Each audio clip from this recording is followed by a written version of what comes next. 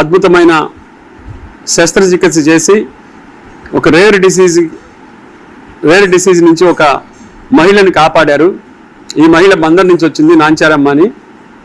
ఆవిడకి haemolytic anaemia అంటే sickle cell anaemia లాంటిదే. అయితే దానివల్ల స్ప్లీన్ పెరిగిపోయి ఆవిడ చాలా ఇబ్బందులు పడుతుంది 16 సంవత్సరాలుగా. ఆవిడ స్టెరాయిడ్స్ మీద కూడా ఉంది. ఆమె హెల్త్ బాగా దెబ్బతింటుంది స్టెరాయిడ్స్ వల్ల. ఈవిడ అక్కడక్కడ చూపించుకున్నారు కానీ ఆవిడ ఫలితం దక్కలేదు.